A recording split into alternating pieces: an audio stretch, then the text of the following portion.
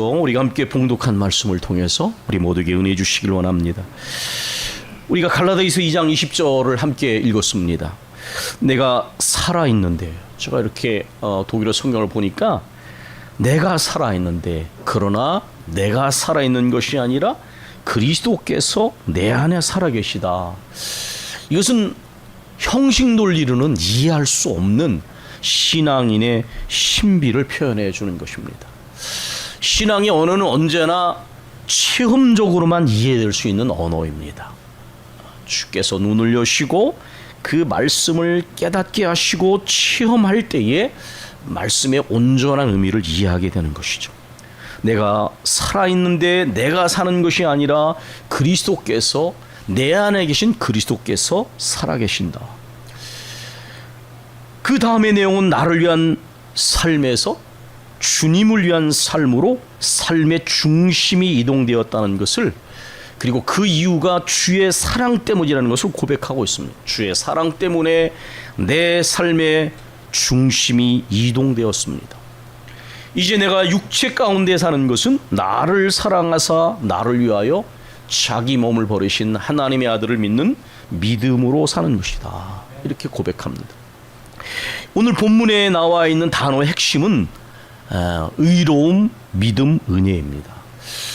여러분께서 그 믿음으로 의롭다 할 때 이 의로움이라는 단어의 의미는 법적인 용어라는 것을 아셔야 합니다. 이것은 원래 법정에서 재판장이 무죄하다라고 선언하는 것이에요. 원래적 의미가. 그러면 하나님께서 우리가 무죄하다고 선언하신다는 것입니다. 그게 의로움의 의미입니다. 그런데 여러분, 진짜 우리가 의롭고 죄가 없습니까? 백청년 집사님께서도 기도하실 때마다 우리의 죄를 고백합니다. 우리는 하나님 앞에 절대로 의로울 수가 없습니다. 왜냐하면 계명의 의미가 그런 것 아닙니까? 10가지 중에 9가지를 지켜도 하나를 어기면 그는 불법이 되고 범죄가 됩니다. 저는 인간은 칸트적 엄숙주의를 실현할 수 없다고 봅니다. 왜냐하면 우리가 완전히 행하려고 하면 우리가 깨닫는 결과는 뭐냐면 우리는 절대로 완전히 행할 수 없다는 거예요. 적어도 동기까지 완전한 윤리적 행위를 한다? 그것은 이상입니다. 이상. 마음과 생각으로 완전하신 하나님 앞에 우리가 과연 모든 삶의 외적이고 내적인 면면을 살펴볼 때 누가 의롭다라고 할 수가 있는가?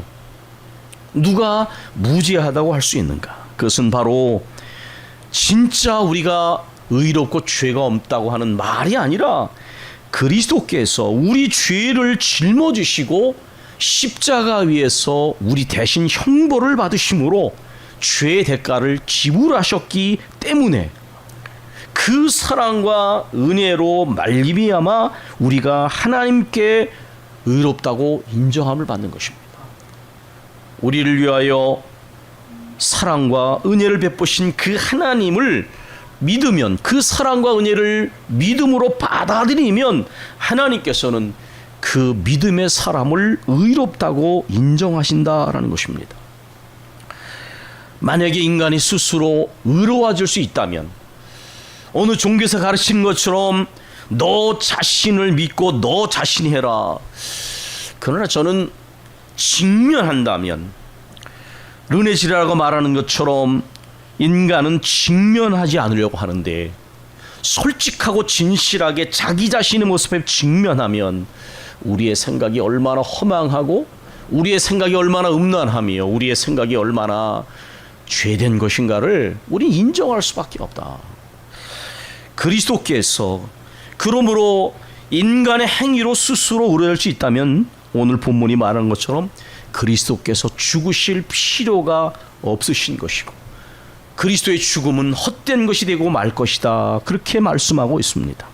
그러나 우리는 우리의 죄와 허물로 말미암아 죽을 수밖에 없는 죄인들인데, 그럼에도 불구하고 하나님께서 사랑으로 그 아들을 내어주시고 그 아들은 큰 은혜로 우리의 죄와 허물을 대신 짊어지고 십자가에 달 죽으심으로 우리 대신 형벌을 받으셨습니다. 톨킨이나 루이스는 이것을 잘 알고 있었습니다. 그래서 모든 신화는 가장 중요한 핵심 메시지가 숭고한 가치를 드러내는, 그것은 누군가를 위해서 희생한다는 것입니다. 공동체를 위해서 희생하고 누군가의 잘못을 때문에 살아가는 사람을 위해 대신 희생하는 것이 신화에는 본질로 들어있는데, 바로 그 신화가 역사가 된 사건이 바로 그리스도의 죽음이라는 거예요. 그분은 무죄하셨으나 우리 모든 인간의 죄를 짊어지고 죽으심으로 정말 신화를 역사로 바꾸신 분이시다라는 것입니다. 이 사랑과 은혜를 깨달은 바울은 그래서 고백합니다. 내가 살아있지만 내가 살아있는 것이 아닙니다. 이전에는 육체적 욕망을 따라 살았던 내가 이제는 그리스도와 함께 십자가에 못 박혔고, 부활하신 주님처럼 내 안에 그리스도께 살아계시고 내가 그 주님을 믿는 믿음으로 이제부터 살아가는 것입니다. 나를 사랑하셔서 나를 위하여 자기 몸을 버리신 하나님의 아들을 믿는 믿음으로 사는 것입니다. C.S. 루이스는 어느 독자에게 쓴 답장에서 이렇게 말하고 있습니다. 음악이나 종교, 심지어 환상을 접할 때도 옥석을 가리는 시금석은 동일해. 어떤 체험의 어떤 영역이든지 신앙적 시금석이 있는데, 그는 이렇게 말하고 있습니다. 그것으로 인해 어떤 체험을 하든지 어떤 영역과 관련을 맺든지 그것으로 인해 결과적으로 더욱 순종하는 사람이 되고, 더 하나님 중심이 되고 이웃 중심이 되고 자기 중심에서 벗어나는가, 그렇게 검증을 하라는 것입니다. 왜냐하면 바울 사도가 고백하는 것처럼 참된 신앙인의 표식은 중심 이동이라는 것입니다. 중심 이동. 내 중심에서 하나님 중심으로 분명한 중심의 이동이 일어나는 것이 바로 참된 신앙인의 표식이라는 것입니다. 그래서 우리는 진정한 순종과 중심 이동이 일어나는가를 늘 살펴야 합니다. 그러나 그럼에도 불구하고 우리는 정직하게 정말 직면해 보면 우리가 얼마나 여전히 자기 중심에 머물고 있는지를 우리는 인정하지 않을 수가 없습니다. 우리는 주님을 주님이라고 고백합니다. 이것은 모든 삶의 영역과 모든 현재와 장래가 주님의 것입니다, 이렇게 고백하는 것인데, 우리는 주님이라고 고백하지만 내 삶을 향한 주님의 뜻과 계획보다 여전히 내 뜻과 계획이 더 우선시되는 삶을 살아가고 있습니다. 크고도 헤아릴 수 없는 수많은 은혜를 받고 있으면서도, 받아왔고 받고 있으면서도 주님의 은혜를 의지하는 것보다 여전히 내 명철과 내 지혜와 내 힘과 노력을 더 의지하고 살아갑니다. 주님의 말씀과 성령의 음성을 끊임없이 들으면서도 우리는 귀를 기울여 신뢰와 순종으로 나가기보다 여전히 내 판단과 기준을 따르며 살고 있습니다.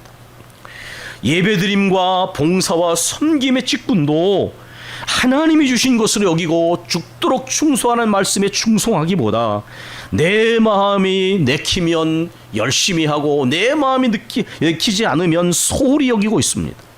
심지어 주님이 주신 직분과 책임에 대한 헌신의 마음을 우리가 소홀히 여기기도 합니다. 우리는 하나님 앞에 그래서 구원받은 죄인인 것입니다. 우리가 하나님의 백성과 자녀가 되고, 그리고 하나님의 그러한 거룩한 뜻을 알지만, 그러나 우리는 여전히 내 인생의 많은 부분이 내 자신이 주인입니다. 내 인생에 대한 나의 계획을 실현해야 하고 내 인생에 대한 나의 뜻과 의지를 관철시키는 게 중요하다는 생각이 저 깊은 곳에 여전히 우리를 지배하고 있습니다. 정말 직면한다면 우리는 하나님께 그래서 겸손하지 않을 수가 없습니다. 루이스가 쓴 천국과 지옥의 이원이라는 책에는 이런 대목이 나옵니다. 세상에는 딱 두 가지 종류의 인간밖에 없어. 하나님께 당신의 뜻이 이루어지이다 라고 말하는 인간들과 하나님의 입에서 끝내 그래 내 뜻대로 되게 해주마 라는 말을 듣고야 마는 인간들. 그러나 사실 우리 그리스도인들은 주님의 뜻 안에 있습니다. 주님의 뜻을 이루는 삶을 살 때에만 세월의 길이 속에서 보면 정말 그럴 때에만 진정한 자유와 기쁨을 맛보게 됩니다. 루이스가 끊임없이 강조하는 갈망, 진정한 기쁨, 그것은 주님 안에 있을 때 가능한 것이에요. 그러나 내 뜻과 내 소원을 설사 이룬다고 해도 주님 밖에 있으면 그것은 소금물을 먹은 것 같고, 내가 아무리 자유를 추구해도 결국 그 결과가 나에게 매임을 가져오고 기쁨과 만족보다 후회와 탄식의 눈물을 흘리게 되는 것을 우리는 너무 자주 경험하고 듣습니다. 물론 비싼 수업료를 지불하더라도 은혜를 깨닫고 다시 제자리로 돌아온다면 그는 복 있는 사람입니다. 여러분, 아까 로이스가 천국과 지옥의 이원이라는 책에서 말한 그 대목, 세상엔 두 종류의 인간밖에 없어. 하나님께 당신의 뜻대로 이루어지다라고 말하는 사람들과 하나님의 입에서 끝내 그래 그럼 한번 내 마음대로 해봐라라고 그 대답을 듣고 마는 인간. 우린 두 번째 유형의 사람을 누가복음 15장에 집을 나간 둘째 아들의 모습에서 발견합니다. 제가 이 본문을 이야기 성경론을 가지고 학생들과 매 학기마다 다룰 때에 이런 질문을 제기합니다. 그 아버지는 왜 둘째 아들이 아직 유산을 상속받을 만큼 성숙하지 않았는데 그럼에도 불구하고 왜 그 둘째에게 그 재산을 나눠줘서 그렇게 다 망하게 했는가? 학생들의 대답을 듣습니다. 아이들이 이런저런 대답을 합니다. 자식 이기는 부모 없다. 어디서 그런 얘기를 들어서 대답하는 친구들도 있었습니다. 그런데 몇 가지 답변 중에서 이런 답변이 있었습니다. 그래, 험한 세상 내가 한번 겪어봐라. 내가 아무리 말려도 내가 내 고집대로 갈 것 같으니 그러면 한번 험한 세상 한번 겪어봐라. 내 뜻대로 한번 마음껏 해봐.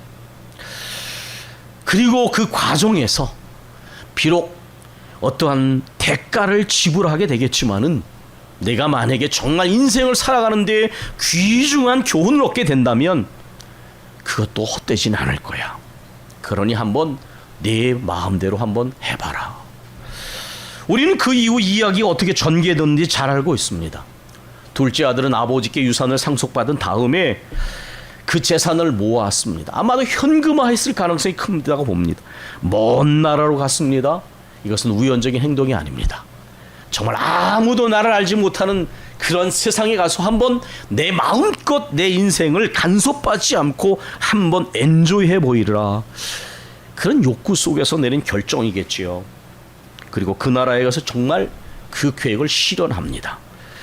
아버지가 모은 재산을 허랑방탕합니다. 술 먹고 창녀들과 함께 놀고 결국 벌기는 어려워도 쓰기는 쉽다고 어느새 밑빠진 독에 물붓기처럼 그 모든 것을 다 써버렸습니다.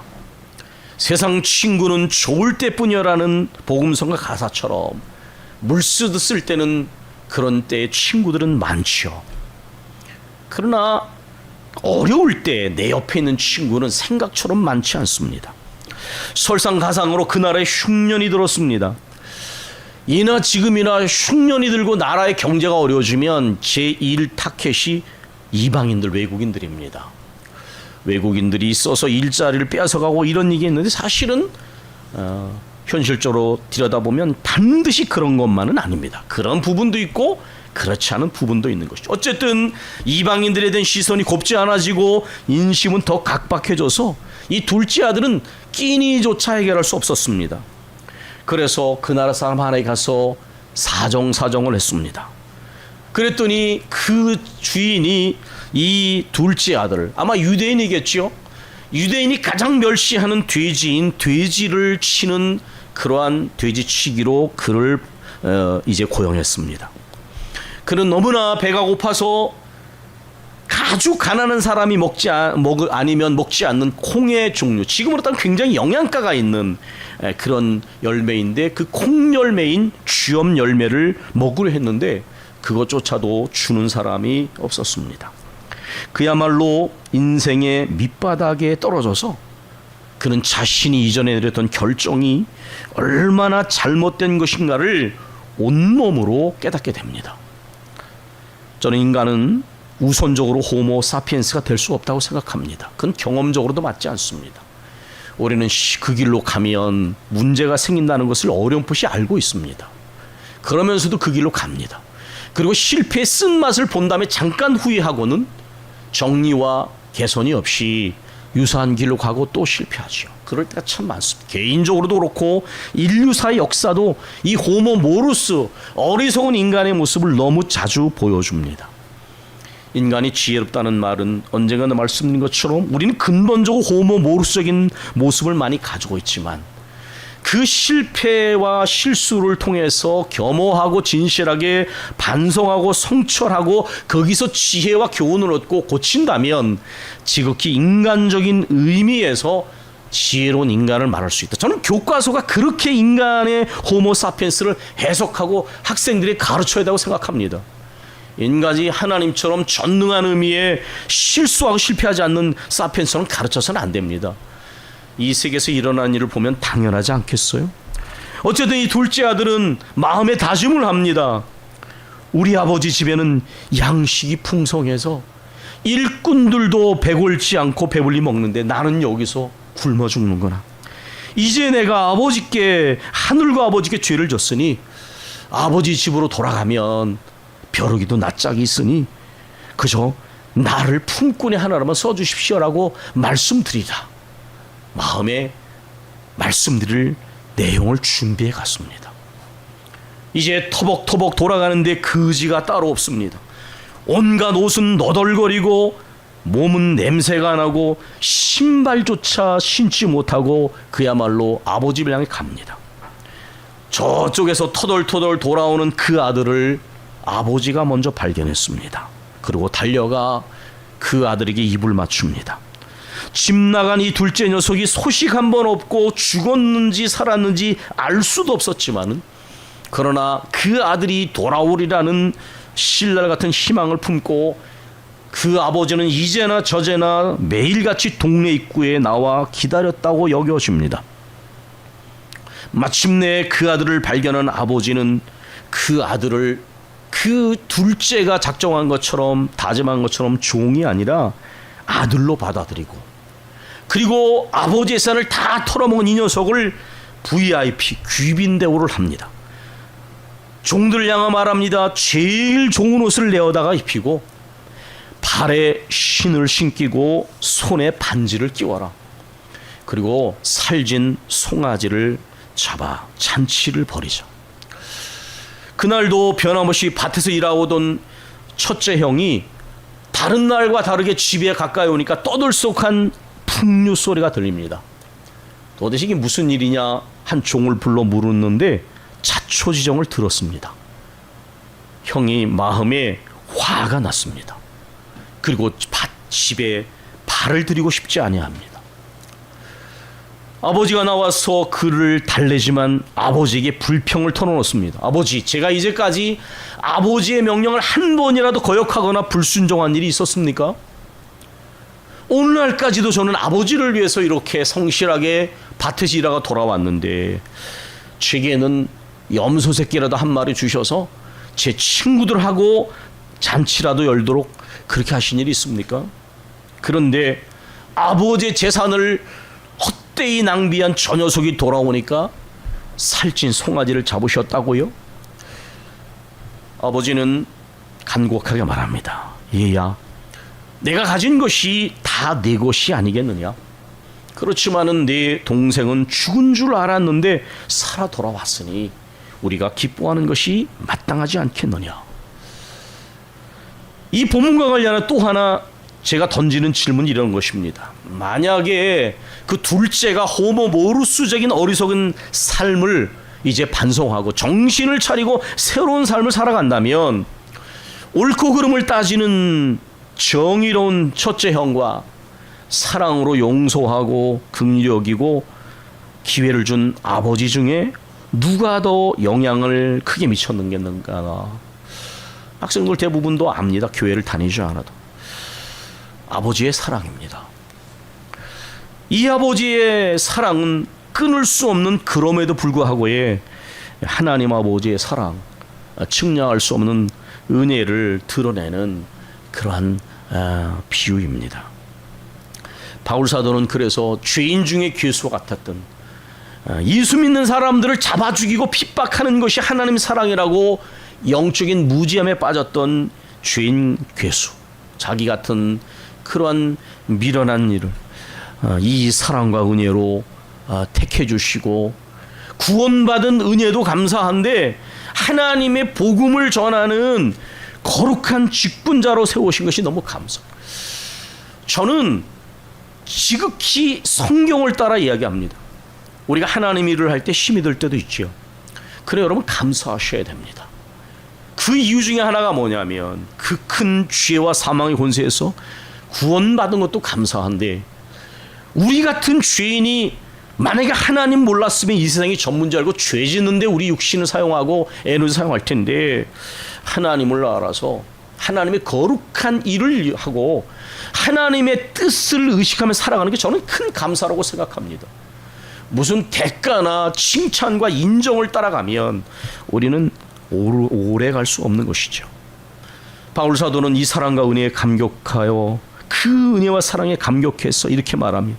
저는 이제 전적으로 주님 위에 살겠습니다. 주님을 믿는 믿음으로 살겠습니다. 이렇게 중심 이동을 선언하고 있습니다. 어린 시절 그리스도인이었다가 신앙을 잃어버리고 무신론자였다가 범신론적 유신론자였다가 나중에 그리스도인으로 정말 다시 겸손하게 주님을 받아들인 사람이 바로 C.S. 루이스입니다. 그는 예기치 못한 기쁨에서 이렇게 말합니다.